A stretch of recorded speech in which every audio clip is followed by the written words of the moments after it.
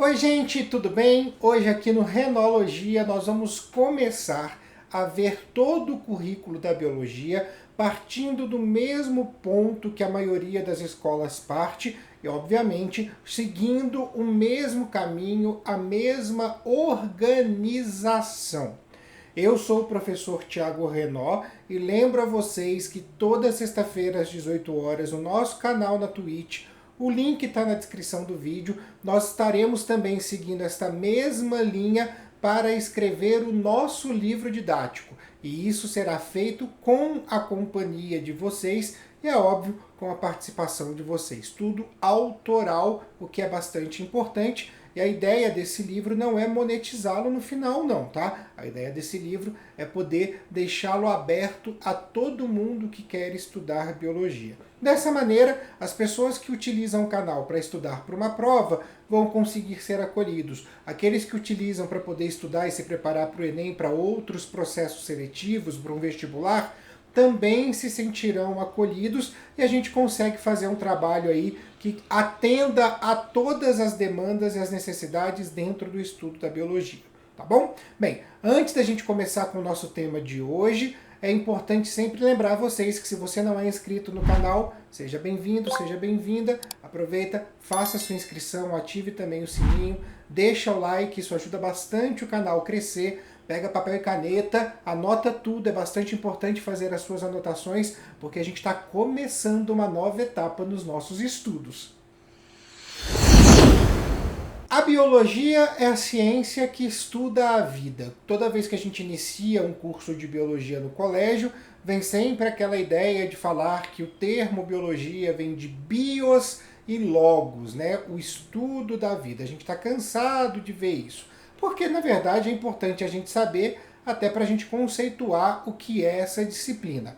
Hoje, dentro do conceito da Base Nacional Curricular Comum, dentro desse documento que rege a educação básica, a biologia é um componente que está presente na área do conhecimento das ciências da natureza e suas tecnologias.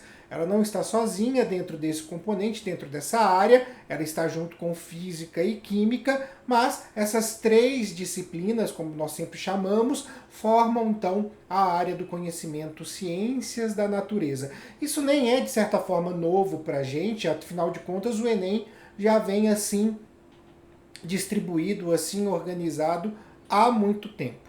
E a ideia da biologia é estudar os seres vivos. Não só a sua organização, não só a sua fisiologia, como também a relação que eles têm com o ambiente e a relação que eles têm entre si. Nesse estudo dos seres vivos e tal, ele nasceu junto com a necessidade da humanidade, de poder entender o que planta que ela iria se alimentar, que animal caçar, o comportamento dos animais na caça, e isso eu estou falando lá da pré-história. É claro que não existia uma sistematização a ponto de chegar e falar, olha, é isso, é aquilo, temos aqui um fruto, temos um caule. Não existia esse estudo minucioso, mas só a cultura que era transmitida de como caçar, de onde acertar uma flecha, de que fruto era bom para comer, de que fruto não era bom, qual era possivelmente venenoso, tudo isso, de certa forma, já era a biologia sendo estudada de uma maneira, digamos, primitiva, mas de uma maneira fundamental para que a sociedade, para que as populações de seres humanos pudessem evoluir e pudessem se desenvolver. E aí, com o passar do tempo, a gente teve aí uma grande quantidade de pensadores, uma grande quantidade de cientistas que ajudou a biologia a chegar no patamar que chegou hoje. Tá? Entre eles a gente pode citar aí Aristóteles, o Gregor Mendel, que esse ano completa aí 200 anos do seu nascimento. A gente tem o Linneu, que é o von Linné, que é o pai da taxonomia. Nós temos também o Oppário Haldane com suas teorias de origem da vida, o Charles Darwin com a teoria da evolução e a origem das espécies. A gente pode citar também Watson e Crick, a gente pode citar o Urey e o Miller, a gente pode citar um monte de gente dentro dessa história, tá? E à medida que nós vamos avançando, nós vamos conversando a respeito de cada um deles. Agora, uma coisa é certa, é muito importante a gente pensar nisso. Quando a gente fala de biologia, o estudo da vida, muita coisa vem à nossa cabeça e, de certa forma, a gente consegue compreender o que é um ser vivo hoje. A gente consegue olhar para um ser vivo, por exemplo, e bater o martelo. Ó, aquele lá é um ser vivo. Só que tem uma coisa que a gente às vezes não para pensar e é algo que a gente vem trazer com esse vídeo. Vou dar até esse tempo para você pensar. Para e pensa, o que é vida? Pensa. Aposto que foi um pouco difícil encontrar uma resposta, não é? A gente não tem um verbete, um significado, alguma frase que a gente possa falar sobre o que é vida. Muitas vezes quando a gente pergunta, a gente fala, é respirar, é se locomover, mas não é bem isso não. A vida é muito mais complexa. E aí eu pergunto de novo, o que é vida? Vamos pegar o significado de vida no dicionário. Acompanhem aqui comigo. Conjuntos de hábitos e costumes de alguém. Reunião de aquilo que diferencia um ser vivo, um corpo vivo, de um morto. Aquilo que define os organismos no momento do seu nascimento até a sua morte. Tempo de duração de alguma coisa. Fase específica dentro da existência. Muitos desses conceitos não retratam biologicamente o que é a vida. Elas retratam, às vezes, até melhor o que é a vida num sentido filosófico, espiritual, mas não num sentido biológico. E é justamente essa a nossa ideia com o vídeo de hoje. Retratar a vida, trabalhar a vida no sentido biológico, dando sentido literal àquilo que a vida é para o estudo da biologia. Bem, a vida não cabe num verbete, ela não cabe num significado de um dicionário. Ela necessita de um pouco mais de explicação. E a gente também não traz a vida como um sinônimo simples. Hoje nós trabalhamos as condições que um ser precisa apresentar para ser considerado um ser vivo. Então, na verdade, a vida acaba sendo um conjunto de condições, não um significado de algo propriamente dito. A primeira dessas condições é estar organizado com uma célula minimamente, ou seja, ter um mínimo de uma organização celular. Então, todo ser vivo tem uma célula, ao menos, com membrana, citoplasma, e no citoplasma o material genético, que pode ou não estar envolto por uma membrana nuclear. Nós separamos os seres assim como procariontes, os que não têm essa membrana nuclear, e os eucariontes, que possuem o seu material genético dentro de um núcleo, envolto pela carioteca. Por isso, procariontes e eucariontes. A segunda questão, a segunda necessidade, a segunda exigência para que um ser seja considerado vivo é ter uma organização química mínima baseada em 6 elementos químicos. São eles o hidrogênio, o oxigênio, o nitrogênio, o fósforo, o enxofre e o carbono. E aí é bastante interessante a gente trazer uma situação. Primeiro, não são só esses elementos que estão presentes na vida, mas esses 6 são obrigatórios. Segundo, o conceito científico é o tempo inteiro alterado de acordo com descobertas que são realizadas. E por que eu falo isso agora? Porque, como eu estou mostrando para vocês aí, em 2010 foi descoberta no lago dos Estados Unidos uma bactéria que trocava o fósforo pelo arsênio, o que é, na verdade, tóxico para praticamente todos os seres vivos. Agora não são mais para todos, porque existe uma bactéria que o utiliza. E se ela troca o fósforo pelo arsênio, automaticamente a gente tem aí uma revisão do conceito da quantidade, da composição química mínima que teve nesse momento nas universidades, para quem está à frente dessa pesquisa, deve estar sendo debatido.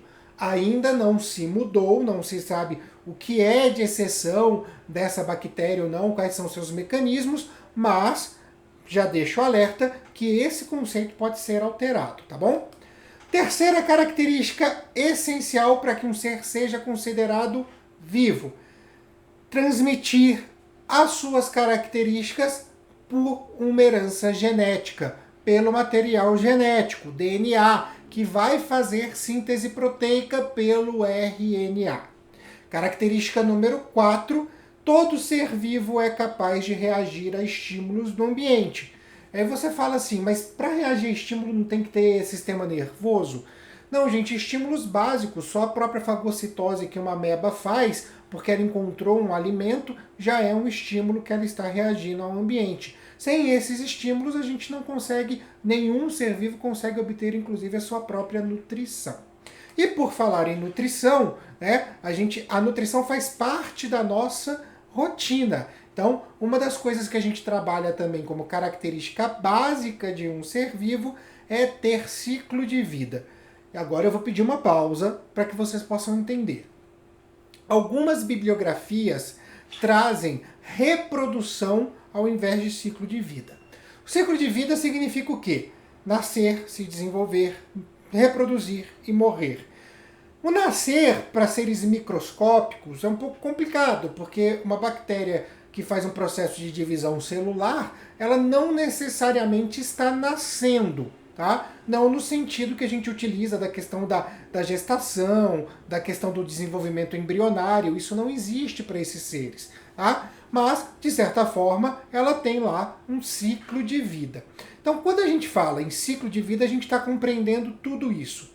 Quem fala exclusivamente em reprodução também não está errado. Por quê? Porque quem fala em reprodução acaba contemplando melhor os seres microscópicos, mas também traz implícito no processo de reprodução que para você se reproduzir, você minimamente tem que ter passado por um amadurecimento, tá? Ou a célula entrar num processo de equilíbrio, o que não deixa de ser um amadurecimento, quando a gente fala nos microscópicos, né? Ou então, quando a gente fala de animais e plantas, a gente ter aí um amadurecimento sexual para chegar numa idade, numa etapa, numa condição fisiológica para se reproduzir. Por isso, quem fala em reprodução também está amplamente certo quanto quem fala em ciclo de vida, tá? Vocês podem encontrar das duas maneiras. Característica número 6 é a nutrição, mas não a nutrição em si. É o que fazemos com ela, é aquilo que deriva da nossa nutrição. E aí eu estou falando do nosso metabolismo. Todo ser vivo tem condição de, dentro da célula, fazer uma série de reações químicas mediadas por enzimas, e essas reações químicas vão atribuir uma série de condições para essa célula, para a célula que a faz, né? Mas principalmente a condição de gerar adenosina trifosfato, que é a maneira que as células usam, né, que elas obtêm, que elas utilizam energia. Não dá para viver sem energia. Sétima característica, essa fundamental: todo ser vivo está sujeito ao processo de evolução. E evolução, gente, não é igual Pokémon, não. Você não bota um bicho para fazer rinha e daqui a pouco ele vira uma coisa maior, não. Evolução é um processo lento, um processo movido muitas vezes ao acaso e que depende das mutações genéticas certas. No momento que eu tenho uma mutação, essa mutação produz uma nova característica e essa característica, pelo material genético, é passada, é transmitida para a próxima geração. Então, quando a gente fala de evolução, quando a gente fala de mutação que promove evolução, a gente está falando de um processo extremamente lento, extremamente ao acaso e que não acontece do dia para a noite. Muita atenção com isso, certo? Bem, essas 7 características, quando elas estão apresentadas, né, elas precisam ser cumpridas por todos os seres vivos, tá? E aí é muito importante porque às vezes a gente encontra aí um ser que às vezes até tem comportamento semelhante ao de um ser vivo, mas não contempla as 7 características. Quando isso acontece, nós não estamos falando de um ser vivo. Muita atenção a esse detalhe, beleza?